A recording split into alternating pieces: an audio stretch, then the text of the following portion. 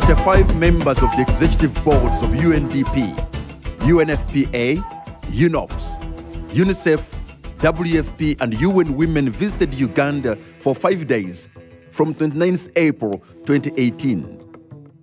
We believe Uganda has great potential, and if we can manage to balance the potential of its youth, an investment in infrastructure with a progressive vision for inclusive development and sustaining peace, achieving the Sustainable Development Goals will be part of Uganda's national vision, will allow it to contribute to Uganda to the Africa Vision 2063. Rosa and the country team, thank you very much for this lovely dinner, and we look forward to the rest of the week. Karamoja, northeastern Uganda. It's a calm and chilly morning in Moroto, a town that sits on the foot of Mount Moroto in the Karamoja sub-region. But the beauty of Karamoja belies a harsh life. Delivering as one is the approach UN agencies are using in order to effectively address development challenges in Uganda. This is the maternity, how small as it is. This is what we do ANC here, that is antenatal. We do postnatal, we even have a mother here. What we need is for the local administration to be able to continue and maintain a project that has been completed by the UN system.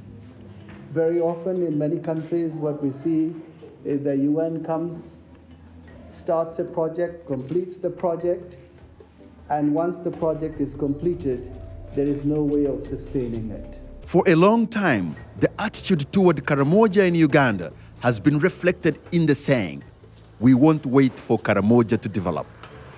But going by recent developments in the region, that attitude is bound to shift more towards UN's SDG slogan that goes, "Leaving no one behind." West Nile, northwestern Uganda. With southern Sudan to its north and Congo to its west, the West Nile region of Uganda is surrounded by unstable states. From 2016, the devastation from escalating conflict in southern Sudan forced throngs of people fleeing from violence into Uganda.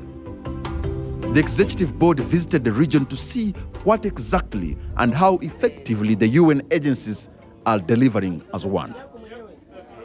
The government of Uganda and the communities and the people of Uganda are extremely generous in receiving refugees from the neighboring countries.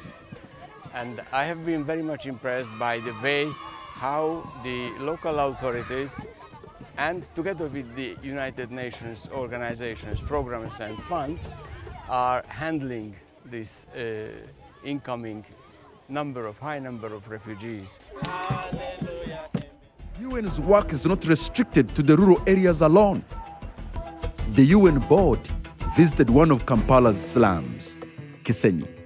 Here they were received by Muvubuka Agunjuse, a youth-led organization providing adolescent sexual reproductive health services. They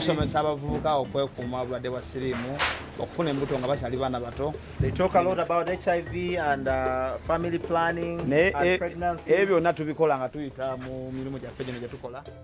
So congratulations to you and go ahead in this way. Okay. Right Honorable Prime Minister, I'm delighted to note that the joint board mission that you see in front of you have just returned from a visit to the field. Uganda is doing this without any apologies, we regard it as a major duty of humanity to support humanity whenever part of humanity is in distress. But as welcoming as Uganda is to refugees, the Speaker of Parliament had demands she put before the UN board. If you go to West Nile, the roads that were built for the local governments have been destroyed because of the trucks. They were not made for the big trucks of the UN to drive food into those rural areas. So we need support for infrastructure. We need to support our local governments.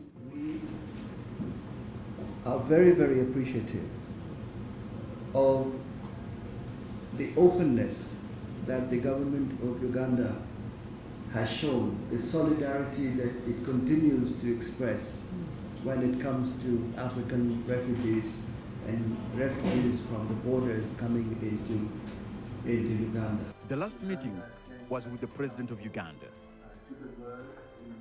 And so the visit came to an end on a positive note.